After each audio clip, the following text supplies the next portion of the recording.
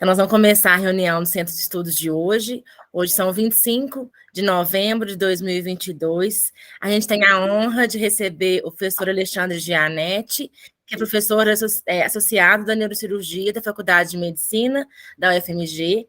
Vai falar para a gente sobre defeitos de fechamento do tubo neural, indicações e técnicas de tratamento intraútero. O professor Henrique Vitor Leite, que é nosso querido professor e mestre, é professor titular do Departamento de Ginecologia e Obstetrícia da UFMG, é coordenador da Residência Médica de Ginecologia e Obstetrícia também das Clínicas, e vai estar aqui hoje como debatedor. Seja super bem-vindo, professor Alexandre, é realmente uma honra ter você aqui com a gente no Centro de Estudos. Obrigada. Obrigado a vocês aí pela de a gente poder participar aqui. Na realidade, eu agradeço sempre vocês terem me permitido entrar nesse novo campo aí da neurocirurgia, né? Que quando o Henrique, o pessoal da anestesia, entusiasmou em fazer essa cirurgia fetal, eu achava bacana.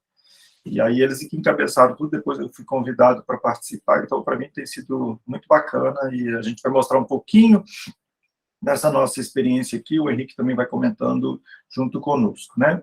Lógico que a gente tem que começar falando um pouco da embriologia, do que acontece. Então, quando a gente tem os fetos se formando, todo mundo lembra, né? Que o feto no seu dorso forma uma placa, que a gente chama de placa neural, que depois, no futuro, é responsável pela formação do tubo neural, igual estão nessas figuras. E esse tubo neural, ele vai se fechando, aqui como se fosse um embrião visto de trás, ele vai se fechando a partir do centro, vai para cima, vai para baixo. A última parte a se fechar é justamente a porção mais caudal aqui da nossa futura coluna medula espinhal. E isso acontece em torno do 28º dia, quando se fecha totalmente o tubo neural, então, mais uma vez, em especial na porção mais caudal. Então, por ser essa a última a se fechar, quando a gente tem algum problema, etc., é mais comum que o problema seja, então, aqui embaixo, embora possa acontecer em qualquer nível. E aí, o que acontece quando a criança nasce é isso que a gente está vendo aqui. Então, falta a pele, depois a gente tem aqui um tecido epitelioide muito delicado, e isso aqui em vermelho, que seria a placa neural, que era o futuro tubo neural. E a gente vê que aqui em cima fechou, fica essa cavidade, então, daqui para cima continua a coluna espinhal, toda bem formada, e daqui para baixo está tudo aberto. Então, a gente tem um contato do sistema nervoso central com o meio ambiente. Então, isso que seria a chamada mielomeningocele, que, como a gente disse, então, pode ter vários tamanhos, várias formas, inclusive, às vezes, em posições mais altas, como aqui na região torácica. Então, essa aqui é a questão que a gente vai ter que se envolver, etc. Então, como que normalmente é a situação de uma criança ou de uma pessoa normal? Então, nós temos lá em cima o encéfalo, a medula vem e a medula termina mais ou menos aqui em L1, L2. Aqui para baixo a gente só tem a cauda equina. No caso, quando a gente tem a mielomeningocele, então tudo ficou mal formado, então a gente mostrou ali que o placódio, né, ou seja, o tubo neural não se formou, e, consequentemente, isso tudo fica um pouco mais tracionado. Ficando um pouco mais tracionado, o que a gente vai ter? A gente vai ter saída de líquor por aqui também, porque está aberto. Consequentemente, o líquor não se posiciona na maneira ideal, inclusive aqui na fossa posterior. E a gente sabe que o desenvolvimento do osso, do arcabouço ósseo, da forma da nossa cabeça, ele é muito relacionado com o desenvolvimento do nosso cérebro. Então, já que tudo ficou meio tracionado, já que tem menos líquor aqui na fossa posterior, a fossa posterior, então, vai ficar um pouquinho mais estreita. E aí o cerebelo vai tentar descer. E o que acontece, então, a partir de agora? Esse cerebelo ficando um pouco mais descido, agora ele vai dificultar a saída do líquor de dentro do ventrículo. E aí a gente vai poder ter hidrocefalia. Então, começa um problema aqui embaixo e depois, aos poucos, vão surgindo outras consequências, né? Então, essa descida do cerebelo que a gente mostrou aqui, ela se chama, então, Chiari 2, né? Então, essa descida do cerebelo, que a gente vê muito bem nos exames de imagem dessas criancinhas todas, chama-se Chiari 2. E esse Chiari 2, então, agora fecha a comunicação aqui, ó, do sistema ventricular e desenvolve a hidrocefalia. Essa seria a principal razão das crianças terem, então, hidrocefalia. Então, veja o que aconteceu. Nós temos agora uma lesão medular, que vai acontecer em 100% das pessoas. Nós vamos ter o Chiari em basicamente também quase todas as crianças e, muito provavelmente, uma hidrocefalia em 80% a 90% das vezes. Então, esses são os 3 problemas principais que a gente falou. A lesão medular, é óbvio, então, que, estando aberta, provoca a infecção meníngea, né? E vai dar déficit motor, sensitivo e esfectoriano abaixo da lesão em 100%. Então, quanto mais alta a lesão, pior o déficit motor, sensitivo, e o esfincteriano praticamente em todos, porque os esfíncteres são as últimas partes da nossa medula. O Chiari 2, apesar de existir em quase todo mundo, ele, na realidade, ele leva a problemas clínicos no futuro, depois do nascimento, só em 2% a 5% da população. E isso seria o quê? Distúrbio de deglutição, respiratório, seringomelia, uma alteração da medula espinhal, etc. E esse Chiari, então, a gente já tinha falado que ele provoca a hidrocefalia, e essa hidrocefalia, na realidade, leva a problemas de distúrbios cognitivos, motor, hipertensão intracraniana, etc., em cerca de 80% das crianças. Lá no Hospital das Clínicas, a gente tem exatamente esse número, já a gente tem lá desde 2015 para cá, anotado todos os nossos doentes, a gente tem uma incidência de hidrocefalia de 83% nos doentes que nascem com a mielomeningocele. Então, só para vocês entenderem um pouquinho primeiro, antes da gente falar do fetal mesmo, como é que a gente faz quando a criança nasce? Ó, então, de novo, mais uma vez, está aqui o placódio, né, o futuro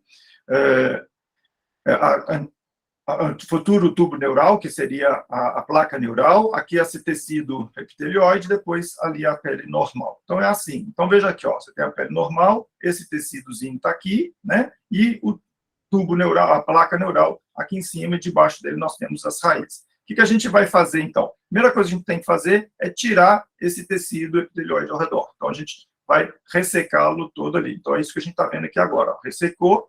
Em geral, a gente tenta depois fechar também o tubo neural, como se fosse reconstituir, né? E aí, depois, o que a gente faz? A gente vai pegar tecido aqui do lado, ó, tá vendo? Antes você vê que estava lisinho, a gente dissecou esse tecido, né, de um lado e do outro. Para quê? Para fechar o que seria, então, agora a dura mater. Então, a gente está reconstruindo a dura mater aqui no centro. E depois, no final, a gente fecha a pele por cima. Eventualmente, a gente pode também cortar o músculo aqui ao redor, de um lado do outro, e fazer uma segunda camada de fechamento. Isso varia um pouco de doente para doente, etc.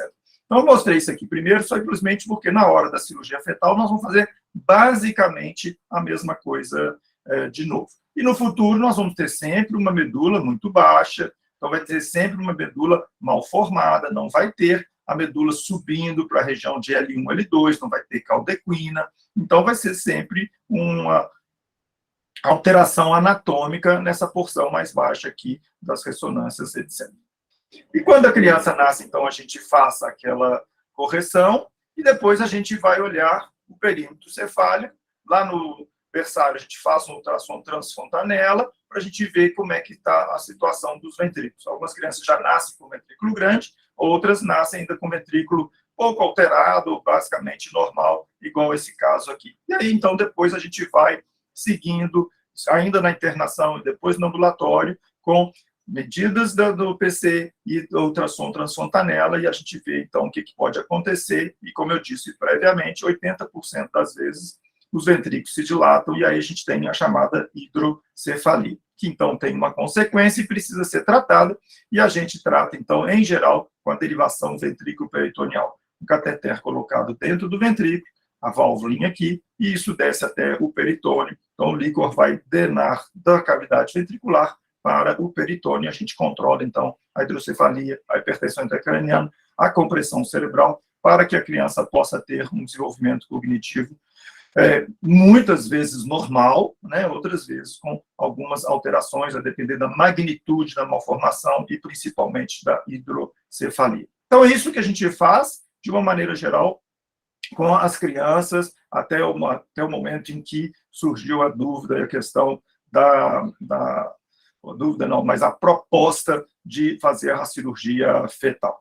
Então, veja só, qual que era a hipótese pensada inicialmente? Veja, eu disse para vocês, então, que a criança tem, num primeiro momento, a malformação aqui de baixo. E depois dessa malformação, começam outras consequências, que era a formação do Chiari, da hidrocefalia, o fato da medula estar aqui exposta ao líquido meniótico, isso poderia machucar essa medula, o fato de ele ficar, a medula esbarrando aqui na útero, tudo poderia ter trauma mecânico também. Então, se o processo ele inicia nessa malformação, mas vai se acentuando durante o período fetal, pensou-se o seguinte: e se a gente corrigir, então, isso aqui no meio da gravidez, né? Será que isso vai mudar as consequências finais? Ou seja, a intensidade dos déficits motores medulares pela lesão da medula aqui embaixo, o desenvolvimento do Chiari e, principalmente, a hidrocefalia. Então, essa que foi a primeira razão de pensar assim, vamos, talvez, fechar antes da hora para que evitar as outras consequências da mielomeningocele. E aí, se a gente conseguisse, então, fazer isso, fazer essa cirurgia e mudar a história natural, a gente teria que ter, então, uma cirurgia com risco desprezível, ou seja, que pudessem justificar os benefícios, seja para o feto, seja para a mãe. Ou seja, então, precisaria, então, a gente avaliar se valeu a pena do ponto de vista do benefício, mas também do ponto de vista do risco, que é o que a gente sempre faz nas nossas questões da medicina. E aí, depois, a gente vai ver, bom, algumas pessoas podem ter a vantagem, outras pessoas podem ter a desvantagem, então nós vamos que fazer esse equilíbrio e ver, assim, em quem será que a cirurgia vai valer a pena, em quem será que a cirurgia vai ser mais arriscada. Então, achar esse equilíbrio. Então, o que a gente vai tentar mostrar agora para vocês daqui para frente vai ser a resposta um pouco dessas três questões aqui. Só que antes disso, vamos falar um pouquinho como é que é a técnica da mielomeningocele. Então, nós estamos vendo ali o pessoal da obstetrícia que vem, que começa a fazer, vão seguindo ali pelo ultrassom para achar onde que está a posição do feto. O professor Henrique daqui a pouco pode falar até um pouquinho mais sobre isso, se não é necessário. E aí, uma vez que eles veem melhor a posição do feto, reposicionam para a gente, mudam lá, eles abrem o útero e deixam exposto apenas aquela porção ali do feto que a gente quer mexer. Então, aqui nós estamos vendo, né, a abertura do útero, nós estamos vendo aqui também o dorso da criancinha, nós estamos vendo aqui a mielomeningocele. E aí a gente, então, tem aqui de novo, né, agora sobre a visão do microscópio. Então, a gente agora vem com o microscópio e faz esse fechamento. Esse filme é um pouquinho comprido, mas eu vou tentar, para a gente ganhar tempo, mostrar para vocês um pouquinho mais rápido, eu vou passando. Então, veja, a mesma coisa que eu tinha mostrado antes para vocês. Ó, o placode está aqui, aquela lâmina pequena de tecido epitelióide está ao lado, e aqui a gente tem a pele normal da criancinha. Então, igual eu mostrei antes, a gente vai cortando, vai tirando esse tecido aqui todo ao redor, de maneira que agora ali, ó, a gente já separou todo aquele tecido ao redor, e agora nós vamos tirar esse pedacinho de epitélio aqui, que não tem muito sentido, a gente vai tirando e deixando só a medula futura, tá? Uma vez que a gente fez isso, então, ali terminando, bipolar, etc., a gente vai expor, agora a gente tem o placódio ali, né? Ou seja, eu tenho só a medula futura exposta aqui. Lá na mielomeningocele fetal, a gente não vai tentar fechar o tubo neural, não. Não faz sentido, porque ele é muito pequenininho, não dá. Então, agora, o que a gente está fazendo? A gente está dissecando um pouco a pele ao redor, para poder já ir liberando um pouco dos tecidos. E o que a gente vai fazer agora, olha, é liberar agora, então já a gente dissecou bastante, nós estamos dissecando agora esse pequeno tecido que fica aqui em cima do músculo, justamente para quê? Para fazer aquela nova dura mater que eu comentei antes com vocês. Então, ó, já dissecamos um pouco de um lado, nós estamos dissecando agora do outro lado também. Vamos passar aqui um pouquinho mais para frente, ó. E agora nós vamos fechar isso ali por cima do nosso futuro tubo neural, né? Então, a gente está ali fechando, reconstituindo o que a gente chamaria, então, da futura dura mater. Não é exatamente a dura mater, mas vai fazer o papel da dura mater. Então, a gente vai dando vários pontinhos ali debaixo do microscópio, vai fechando progressivamente. No caso dessa criança, então, ó, a gente fechou, mas a gente viu que ficou alguns pequeninos falhas, porque o tecido era muito fininho, né? Então, é óbvio que se a gente deixar assim, vai continuar ainda vazando líquido, vai dar uma fístula licórica. Então, nesse caso, o que a gente faz agora? A gente pega e corta a musculatura ao redor, né, de um lado e do outro, ó, e agora vocês estão vendo que a gente vai fechar a musculatura por cima, ou seja, reforçando esse fechamento, tá? Para que, então, fique mais hermeticamente fechado. Então, nem sempre precisa fazer esse fechamento da musculatura, às vezes precisa, outras vezes não, depende do que a gente consegue na hora que faz a reconstrução da dura mater. E aí, uma vez que a gente vai fechando de novo, mais uma vez, depois a gente vem e fecha a pele por cima, tá? Bom, então essa basicamente é a cirurgia que a gente faz. Então, ali, mais uma vez, a gente usa o microscópio, mas só para mostrar de novo, ó, o placóide ali, a gente dissecando tudo ao redor, né? Fechando a dura mater, de novo, né? O mesmo caso ainda, fechando a dura mater, depois a gente fechou toda aquela musculatura e veio e fechou a pele, e em seguida, então, o pessoal da obstetrícia volta mais uma vez e acaba de fechar o útero. Então, aqui uma criancinha que tinha acabado de nascer, a gente vê como que realmente fica bom, e aqui já uma outra criança, acho que esse foi o primeiro caso que a gente operou, não sei, a gente está vendo agora já lá depois no ambulatório, algum tempo depois. Então, essa é uma das grandes vantagens. Já nasce com tudo fechado, ajudando bem. Então, vamos ver qual é a questão, então, do benefício para a criança. Será que a primeira pergunta que a gente falou, né? Será que se a gente fechar isso antes da hora, vai ajudar? Então, o trabalho mais clássico que existe, muito bem feito, que foi publicado em 2011, né, no New England Journal, foi o chamado MOMS, né? Que foi, então, um trabalho de randomizado, muito bem feito, do ponto de vista técnico, de metodologia, onde comparou a cirurgia pré- e pós-natal da mielomeningocele em vários centros nos Estados Unidos, né? Originalmente eram 200 casos, mas depois de 183 eles viram que já tinha um resultado satisfatório, não precisou chegar nos 200. Então, o primeiro grupo era o grupo das mulheres que foram submetidas à cirurgia no período pré-natal, ou seja, fechamento pré-natal, e o segundo grupo no pós-natal. Todos os dois grupos praticamente iguais, exceto que no grupo 1, o nível da lesão era um pouco pior do que no grupo pós-natal. Então, assim, até que é um pouco de vantagem, né? Quer dizer, o pré-natal é um pouquinho pior que o pós-natal, né? Fizeram uma análise com 12 meses, depois uma análise com 30 meses, aí já se perdeu alguns dos casos por diversas razões que não precisamos comentar aqui agora. Então, vamos ver aqui o resultado em 12 meses, para as crianças, né? Então, eu coloquei aqui os vários parâmetros, essa tabela do próprio trabalho, mas o mais importante são esses aqui, ó. Colocação de shunt. Shunt é a válvula, né, de hidrocefalia. Então, no grupo pós-natal, 82%, que é o da literatura e que a gente vê, inclusive, aqui no nosso hospital, etc. E no pré-natal, 40% das crianças precisaram de colocar válvula. Então, esse foi o grande resultado. Quer dizer, você realmente diminuiu a chance de ter hidrocefalia. Por quê? O quiário, né, que é essa herniação aqui do tronco e do cerebelo, a gente reduziu de 96, lembra que eu tinha falado que era 99, e ele passou para 64. Então, esse foi o grande benefício da cirurgia.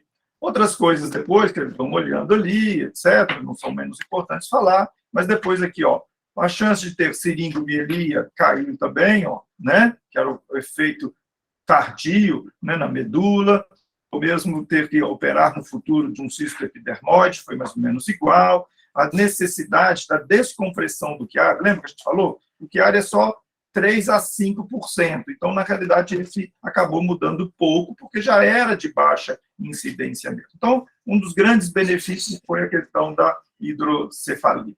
E depois o resultado, há 30 meses, foi para ver as questões motoras. Então, eles viram que o déficit motor dessas crianças foi melhor no grupo pré-natal do que no pós-natal. Então, veja aqui, olha, eu vou mostrar essa aqui que é o mais importante, olha, deambulando sem órtese, né? Então, olha aqui, ó, no grupo pré-natal, 42% das crianças deambulando sem órtese, e no pós-natal, 21% das crianças deambulando. E lembrando, mais uma vez, que o grupo pré-natal já tinha um nível motor um pouquinho pior do que o grupo pós-natal, mostrando, então, mais uma vez, que realmente valeu muito a pena fazer a cirurgia, né? E aí, depois, ainda olhando mais tardiamente sobre a questão da hidrocefalia, então, veja, nós já tínhamos mostrado que a válvula, né, a derivação ventrículo-peritoneal, foi necessária no grupo 1, pré-natal, em 44%, e no grupo 2, 83%, 82%. E agora, essa válvula, às vezes, pode estragar, como todo mundo sabe, pode dar problema no primeiro ano de vida. Então, olha aqui, ó, quando teve revisão da válvula, né, isso foi menos comum no grupo 1 do que no grupo 2. Ou seja, provavelmente até o grau de hidrocefalia deve ser menos complicado, consequentemente o tratamento e as complicações do tratamento de inserção da válvula são ainda também melhores no grupo 1 em relação ao grupo 2. Então, esse foi o maior benefício da cirurgia neonatal, a questão da hidrocefalia. Então, confirma um pouco aquilo que a gente tinha pensado. O processo se inicia na formação, lá na 28ª semana, mas ele vai se agravando com o tempo e, consequentemente, se a gente mexer isso durante a gestação, a consequência final vai ser melhor. Então, a primeira resposta estava pronta, né? Agora, é igual para todo mundo, não é igual para todo mundo? Depois teve esse outro trabalho aqui, que foi muito interessante, que mostrou o seguinte: se você, durante a gravidez, você está vendo lá o tamanho do ventrículo, ou seja, dentro do útero ainda, e se, no momento que você vai fazer a sua cirurgia intraútero, você vai ver o tamanho do ventrículo. Então, aqui você tem ventrículo normal, aqui um pouquinho alargado, e aqui bastante alargado, mais de 15 milímetros no diâmetro biparietal. O que acontecia? No grupo 1 e no grupo 2. Veja, qualquer que seja o tamanho do ventrículo no meio da gravidez, no final das contas, a gente vê que a chance de hidrocefalia é igual em todas as crianças do momento pós-natal. Agora, no grupo pré-natal, se quando a gente faz a cirurgia o ventrículo ainda está pequeno, então o resultado é muito favorável. Agora, se o ventrículo já está dilatado, aí a gente já não vai mudar tanto a consequência final. Quer dizer, então, quando a gente pega uma criança que o ventrículo já está bem dilatado durante a gravidez, no momento que a gente vai fazer a cirurgia, mas ele já está bastante dilatado, a chance dela precisar de válvula depois que nascer, aí vai ser praticamente igual a das suas crianças que são operadas no futuro. Perfeito? Agora, isso é só o tamanho do ventrículo, não é o momento da idade gestacional. Então, se eu fizer mais precocemente, ou fizer mais tardiamente, isso não teve interferência na chance de precisar de colocar a válvula. Nível de lesão, ou seja, se a lesão medular é logo tórico-lombar ou lombar mais baixa, isso também não interferiu na chance de precisar da válvula. Então, realmente, assim, a princípio, a cirurgia, ela modifica a chance de desenvolver a hidrocefalia, mas se ela já desenvolveu, a cirurgia fetal não vai reverter essa situação. Isso que a gente já tinha mostrado no slide anterior, ou seja, o estudo depois de 30 meses, mostrando que o resultado de motor vai ser melhor nas crianças operadas antes do que as pessoas operadas no futuro. Aqui, de novo, ó, deambulação independente, 44,8% para o grupo pré-natal, intraútero, em relação a 24% do grupo que é operado depois do nascimento, um desenvolvimento neuropsicomotor semelhante. Bom, então, primeiro a resposta está feita. Vale a pena operar. A gente muda a história natural da doença do ponto de vista para o feto. Os resultados são melhores em vários aspectos. Agora, temos que ver se isso não aumenta o risco. Então, essa é uma situação interessante da gente ver. Olha aqui, ó, grupo pré-natal de novo e grupo pós-natal, ainda no MOMS, né, que é o principal artigo. Então, a idade gestacional no momento que as crianças nasceram. Então, olha aqui, ó, pré-natal, 34 semanas, no grupo pós-natal, 37. O desenho do trabalho foi feito assim, viam-se as pessoas, viam-se as mulheres com as suas crianças, definia por maneira randomizada quem ia para um grupo, quem ia para o outro, e, a princípio, marcava-se uma cirurgia de cesariana eletiva para em torno de 37 semanas. Esse que era o princípio básico da coisa. Inclusive, assim, mesmo para o pós-natal, ia se interromper a gravidez em torno de 37 semanas. Então, isso eles conseguiram no grupo pós-natal, mas no pré-natal, 34 de nascimento prematuro. E, inclusive, aqui não está nessa tabela, mas 11% das crianças nasceram antes da 30ª semana, ou seja, que é aquela prematuridade um pouco mais importante, 11%. Agora, isso, então, obviamente, vai repercutir o quê? No peso da criança. Então, a gente está vendo aqui no grupo pós-natal, todas as crianças nascendo com de bom peso, mas as crianças do grupo pré-natal nascendo com peso abaixo do ideal. Então, se a gente tem o problema da criança nascendo antes da hora, a gente também vai ficar preocupado dessas consequências, né? Principalmente o quê? Membrana hialina, etc, etc. Mas aqui foi muito interessante de ver que aqui, ó, a apneia, né? Ou seja, problemas respiratórios não foram muito mais comuns, aqui um pouquinho mais, aqui até que deu diferença relativa do ponto de vista estatístico, né? Ou seja, a gente tem um pouco mais de consequências da prematuridade. Mas isso não aumentou, de qualquer maneira, os déficits neurológicos, a chance de ter hemorragia ventricular, ou mesmo óbito, nada dessas coisas nas criancinhas do grupo pré-natal. Em relação agora um pouco aí à mãe. Então, é lógico que a gente vai ter agora a separação da membrana córeo-amniônica praticamente no grupo pré-natal. Então, isso aqui é uma coisa que vai acontecer. E outras consequências, né? Como aqui, ó, ólico hidrâmino, o deslocamento de placenta. Então, realmente, as consequências aqui na mãe, e agora isso importa mais aqui para a gente que está discutindo aqui na obstetrícia, também vai ser um pouco mais importante. Então, essas são coisas que precisam ser levadas em conta, né? E aí, de novo, ó, é óbvio que, então, o trabalho de parto prematuro foi muito mais comum no pré-natal do que no pós-natal, isso a gente já tinha visto. E uma outra coisa interessante também é isso, olha, transfusão sanguínea no momento do parto. Praticamente não aconteceu, né, no grupo pós-natal, mas aconteceu no grupo pré-natal, porque a mulher já tinha sido operada previamente, né? Então, essa é uma outra consequência. Então, aumenta um pouco o risco aqui para a mulher, etc. e tal.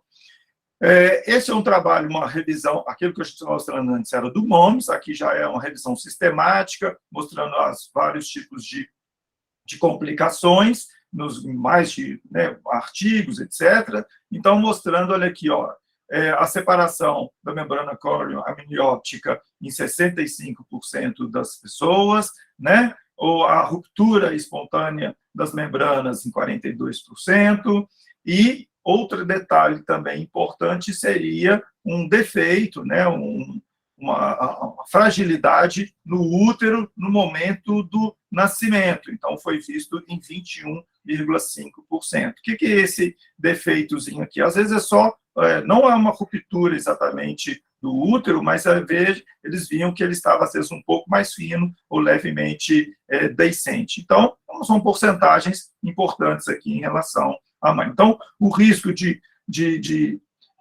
deiscência uterina, mas sem ruptura, em 21,5%, né? Isso, então, pensando sobre o risco e em futuras gerações, e aí eles sugerem, embora isso ainda é mais uma sugestão, não tem uma comprovação muito grande, que deve-se aguardar pelo menos 2 anos entre as duas gestações, a atual que se operou e a próxima, em que esperamos que a criança não tenha nenhuma consequência de mielomeningo, etc. E aí, ele sugere, então, que sejam feitos ultrassons seriados e que, de qualquer maneira, a próxima gestação seja uma cesárea eletiva já em torno da 37ª semana. Então, isso são mais sugestões do que realmente muito bem comprovado. E aí, então, a gente chegou à conclusão que vale a pena para o feto, mas, ao mesmo tempo, tem alguns riscos, seja um pouquinho para o feto, mas principalmente para a mãe, etc. Não é útil para todo mundo. Como é que a gente, então, vai fazer essa seleção aí baseada risco-benefício, etc. Então, esses eram os critérios para a inclusão da cirurgia da mielomeningocele no MOMS, né? Então, o tempo todo é o artigo de grande referência. Então, aqui, olha, para o feto, tinha que ser uma mielomeningocele de T1 a S1, então tóraco-lombar, embora a grande maioria era lombosacral mesmo, né? Tinha que existir o Chiari na ressonância, porque senão não faz sentido você operar, porque, né, já não existe, tá? Não poderia ter problemas de cifose importante, cariótipo normal e nenhuma outra alteração, anomalia congênita muito importante, principalmente cardiopatia, e tal. E para a mãe, uma série de outras questões aqui, principalmente de ser mais de 18 anos, né, ser uma gravidez única, e uma das questões também que falava é isso aqui, olha, o peso da mãe, né, ou seja, o índice lá ser menor do que 35, né? Depois, algumas outras questões, nunca ter tido problema de incompetência do colo, e algumas questões infecciosas, diabetes, e outras questões um pouco menos importantes. Então, esses são os critérios, o que acaba realmente restringindo bastante os casos em que a gente vai operar a mielomeningocele. Uma coisa muito importante, que eu não tinha dito antes aqui, olha, a idade gestacional entre a 19ª e quase que a 26ª semana de gravidez. Daqui a pouquinho a gente fala um pouquinho mais sobre essa idade tão precoce aqui. E aí, depois, à medida que foi passando o tempo, eles foram fazendo aqui, agora também de 2016, fazendo uma análise com as pessoas que começaram a fazer essa cirurgia, etc. e tal. Então, muita gente falava, não, ressonância ainda é muito importante, mas ficar dosando alfa-fetoproteína, nem todo mundo estava fazendo mais. E aí, algumas pessoas já começaram, talvez eu possa fazer a cirurgia em grávidas que tenham o IMC maior que 35, se o diabetes estiver bem controladinho. Então, pessoal, está vendo aqui, ó, hepatite, ou mesmo em HIV, se a carga viral for muito baixa, eventualmente a gente pode fazer. Então, aqui são uma pesquisa feita em 11 grupos, né, de pessoas que tinham fazendo,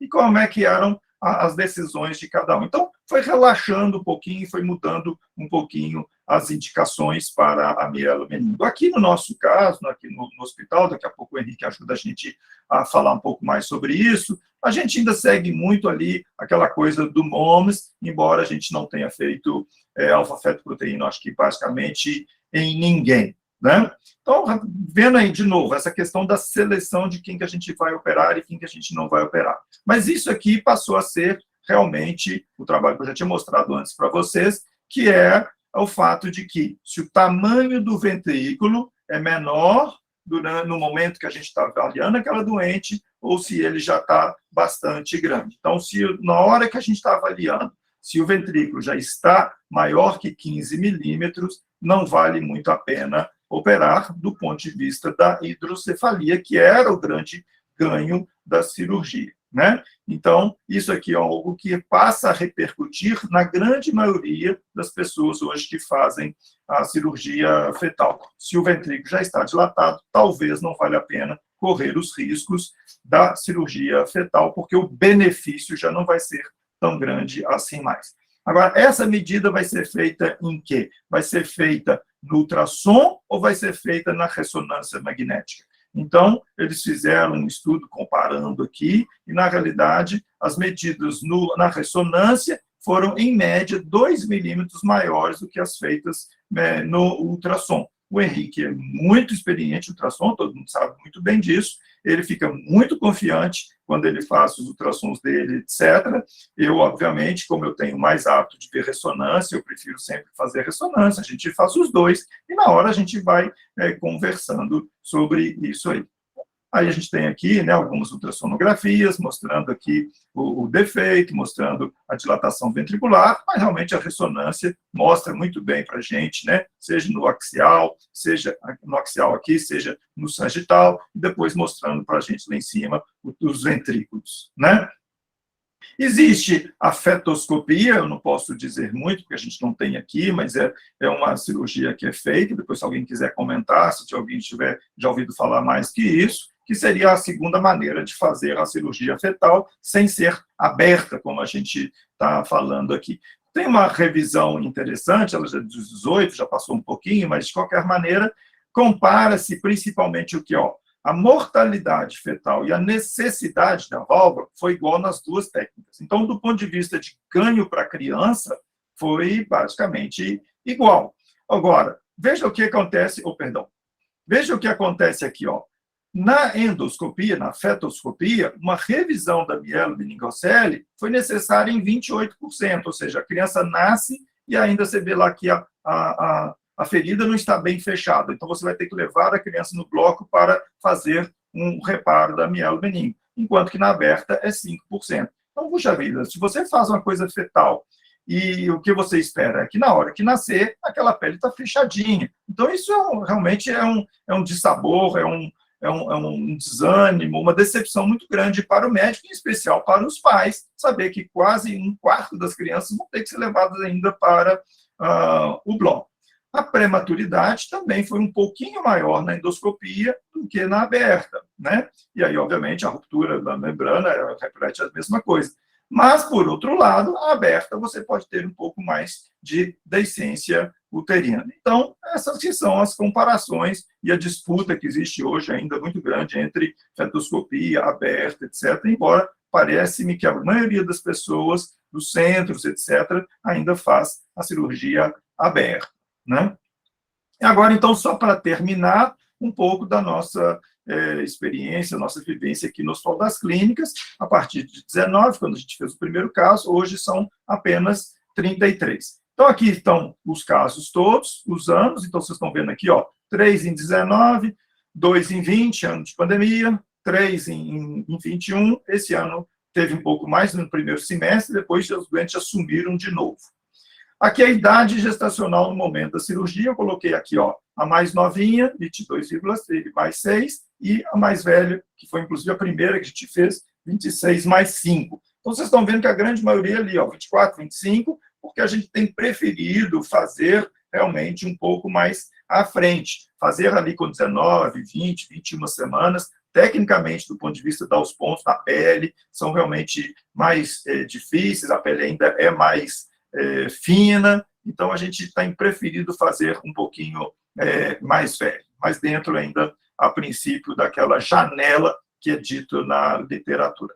Aqui, quando eu opero lá, na hora, no final, eu tento registrar o tempo aqui, não da cirurgia toda em si, mas o tempo meu neurocirúrgico, né? Então, o mais rápido foi 40 minutos, o que demorou mais foi 120 minutos, então o tempo neurocirúrgico nosso deu mais ou menos de média de 71 minutos, ou seja, 1h10. O tempo do pessoal da obstetrícia, em geral, é 1 hora para abrir, 1 hora para fechar. Então, a gente consegue, às vezes, fazer uma cirurgia dessa em 3 horas, que a gente já pensa que é um tempo bastante satisfatório. E aí, aqui, a idade gestacional das nossas criancinhas. Então, mesmo que acontece com os outros nos outros trabalhos. A gente tem bastantes prematuros, né? Então, a gente tem aqui 4 que nasceram com 37 semanas, mas temos outros aqui que nasceram prematuros. Uma coisa boa, pelo menos, olha, que a menor de todos foi 31 semanas. Então, a gente não teve aquela prematuridade tão importante, né? E aí, obviamente, isso tudo repercute no peso, e aí nosso peso aqui, 2,253, se a gente for lembrar, lá no MOMES, a média era 2,350, alguma coisa por ali, né?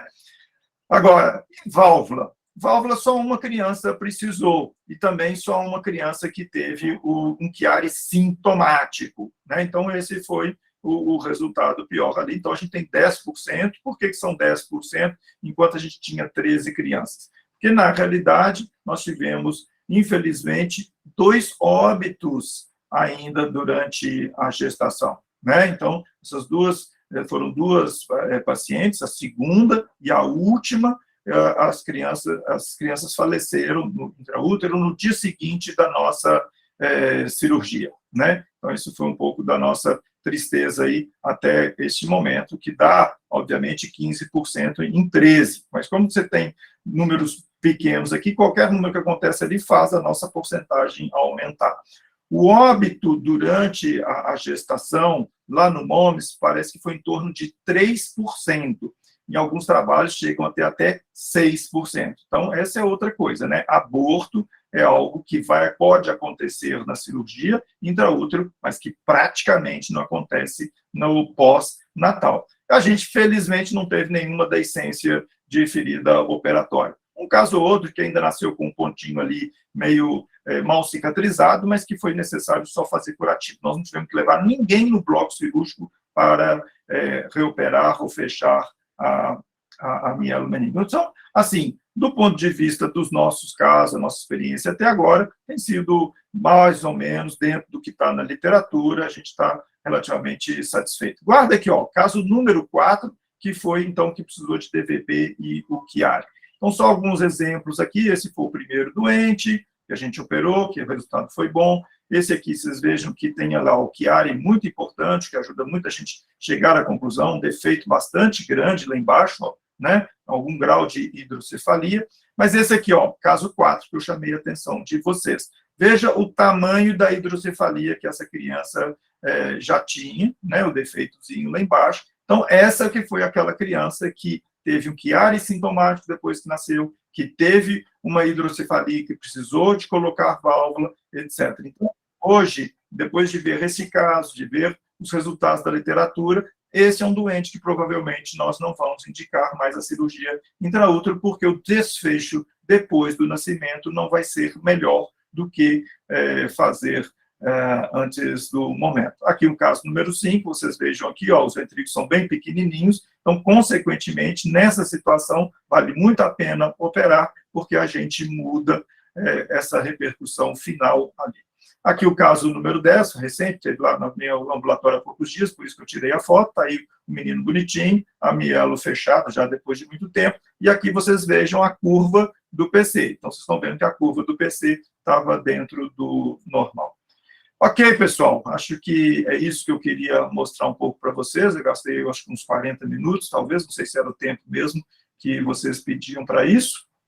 Eu agora paro de compartilhar para poder ver todo mundo e a gente, então, conversar. Foi perfeito, professor Alexandre, excepcional mesmo, né, assim, não só a experiência, mas a aula como um todo, esclarecendo para a gente as indicações, principalmente, né.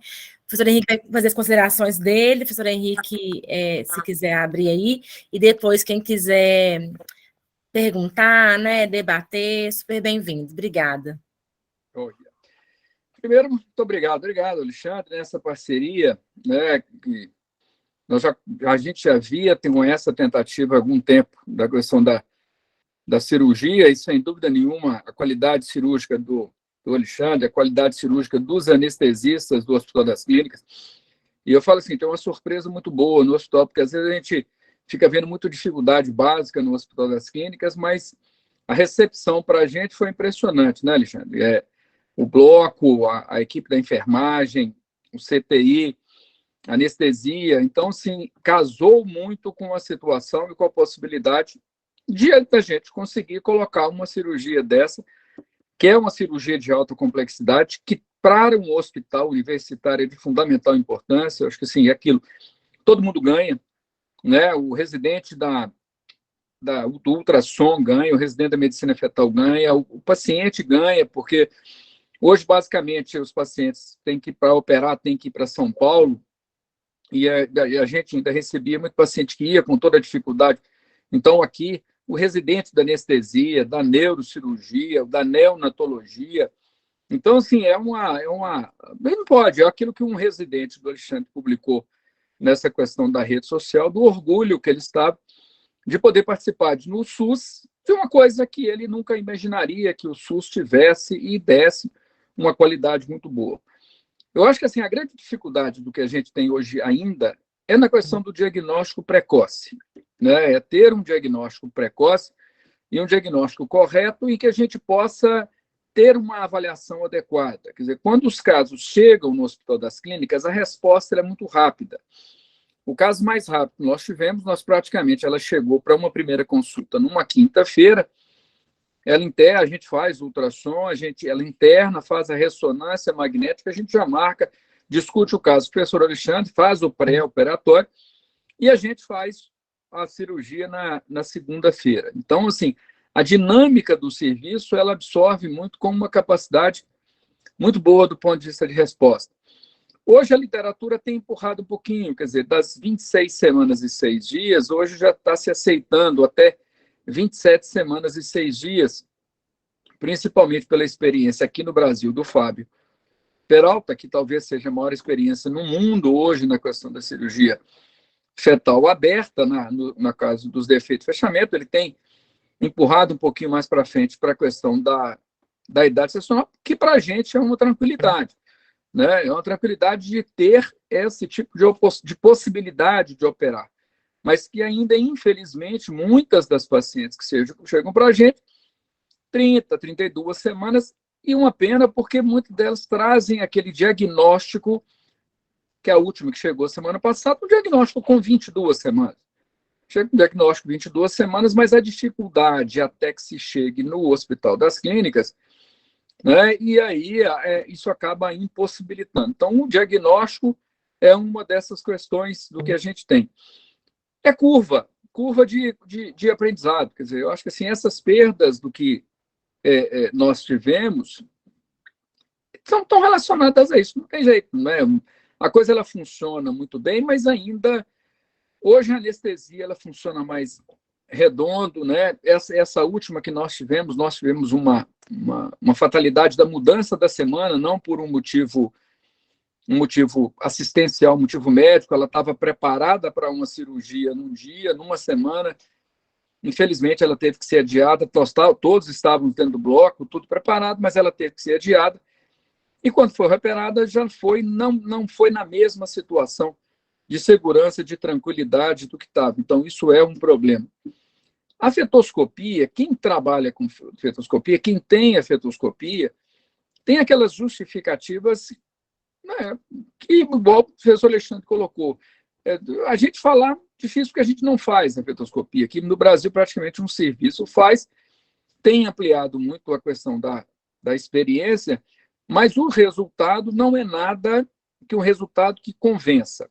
Até porque quem faz a questão da cirurgia aberta, com a experiência, tem reduzido cada vez mais o tamanho da esterotomia e o procedimento tem uma rapidez muito maior e essa rapidez é de fundamental importância, aquilo que a gente brinca muito com o professor Alexandre, quer dizer, a habilidade dele de cirurgia, isso facilita para todo mundo, o anestesista principalmente, porque quanto mais dura, é mais tempo anestésico, é mais medicamento do que essa paciente ela tá recebendo. Nós não tivemos complicação materna nenhuma, né? Nenhuma paciente teve. A gente mantém no nosso protocolo pós-operatório no CTI por uma questão nas primeiras 24 horas de segurança, mas nós nunca tivemos nenhum tipo de intercorrência. Então é isso. O que nós precisamos hoje é diagnóstico precoce.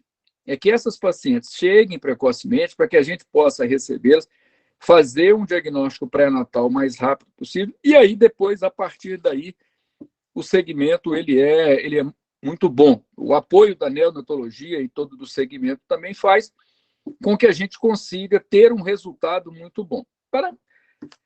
Os pacientes sumiram, né, professor? Nós começamos esse ano extremamente entusiasmados, né? Tinha uma época que a gente tinha 4 pacientes em pós-operatório de mielomeningocele. Nós temos praticamente 3 semanas seguidas que a gente estava operando. Nós achávamos que agora o movimento ia ampliar mais, mas infelizmente nós tivemos essa como diz um amigo meu, essa epidemia de doença ou de falha, que os pacientes estão chegando num momento mais tardio, né? E isso é uma perda para a gente. Mas é a questão do diagnóstico. O diagnóstico precoce é o que nós precisamos para que a gente tenha mais casos, melhore a casuística, melhore o resultado, a experiência, e a gente, sem dúvida nenhuma, a gente acha que melhora demais, porque eu recebi de um ex-residente, do Dr. Gabriel, a fala de uma mãe em relação à questão do resultado e de uma criança que já está em idade escolar, já está tirando a fralda, e o resultado do controle de esfíncter que essa criança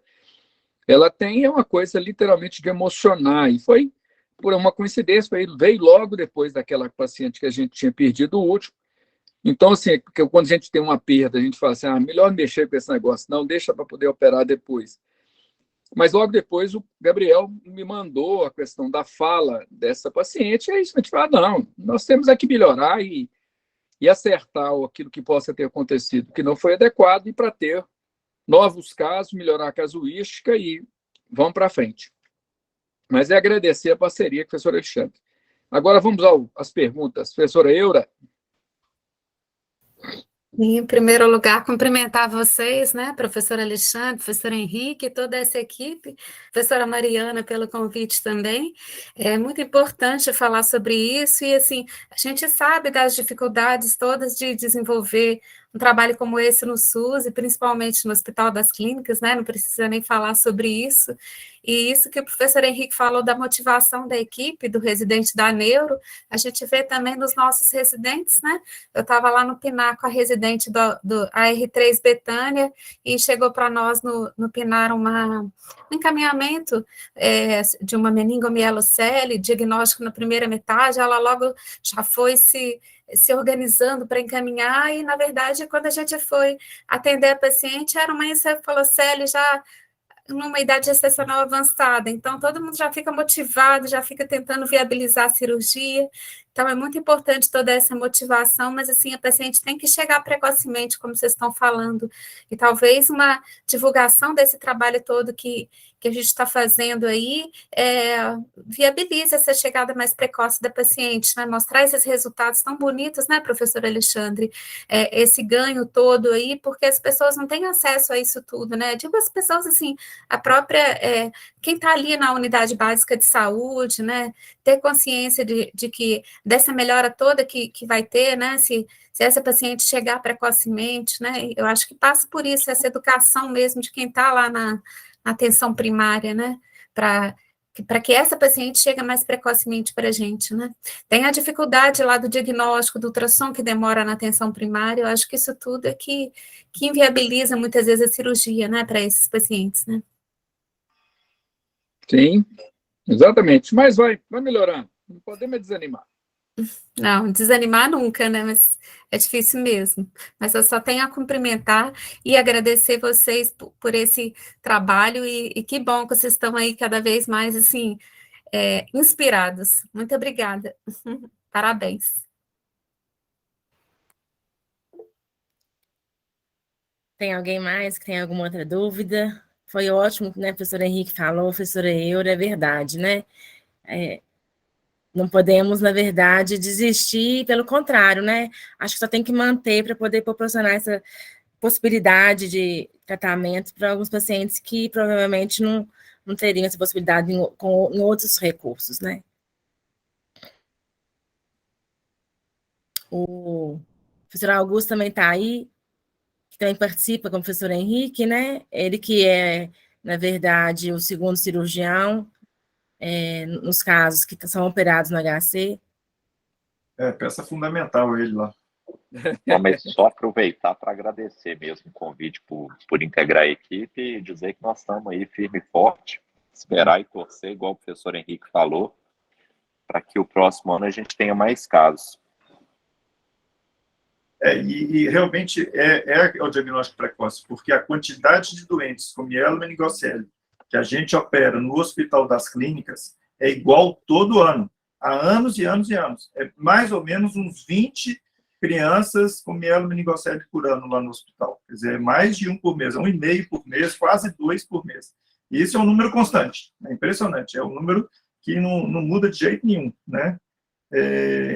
Todo mundo aqui já deve ter ouvido falar que a mielomeningo é relacionada com o folato, e aí os obstetras todos entraram com folato e tal, mas apesar de todas essas campanhas e tudo mais, a quantidade de doentes continua sendo praticamente a mesma. Há umas variações sazonais, há anos que dá um pouquinho mais, há anos um pouquinho menos, mas isso é uma coisa que na história da mielomeningocele ela é assim, quer dizer, então se, por exemplo, né, no primeiro semestre a gente teve mais fetal, e agora no segundo semestre a gente não teve, não é porque também a quantidade de doentes com mielomeningocele está diminuindo, não, né? Poderia ser outra justificativa, mas não, a justificativa é realmente assim, é a falta do diagnóstico precoce deles chegarem rapidamente na gente mesmo, né?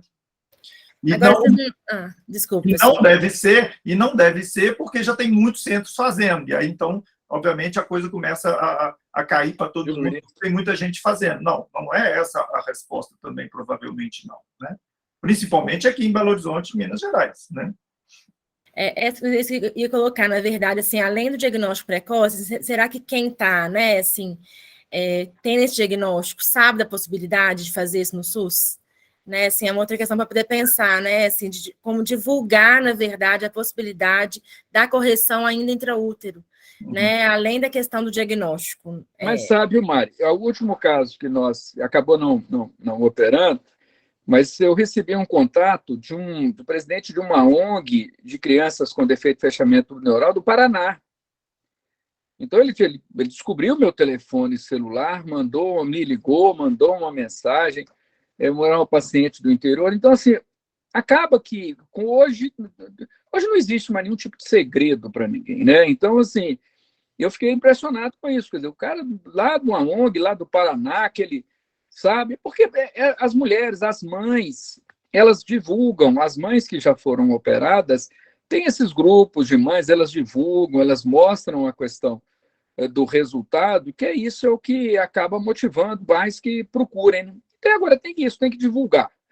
Né? Tem que divulgar, porque hoje nós temos a capacidade, o Hospital das Clínicas tem a capacidade de ter uma resposta muito boa. E aquela questão completa do pré-natal, da internação, da neurocirurgia, da anestesia, da obstetrícia, da neonatologia, do segmento do pós-natal, da fisioterapia, da psicologia. Quer dizer, é um dos serviços que o hospital ele tem um atendimento bem completo em relação a essas crianças, a essa doença, né?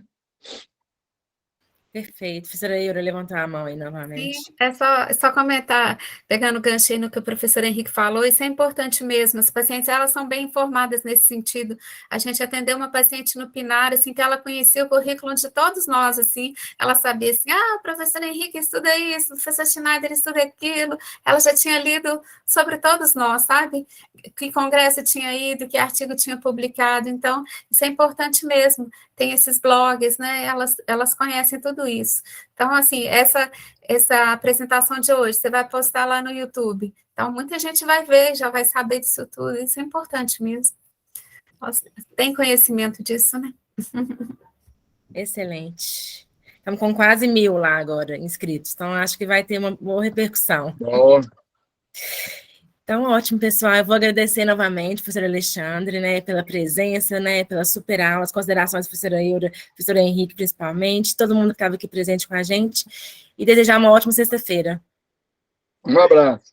Um abraço, Alexandre. Obrigado a todos, gente. Um abraço. Muito obrigada, professor Alexandre, professor Henrique. Tchau, tchau.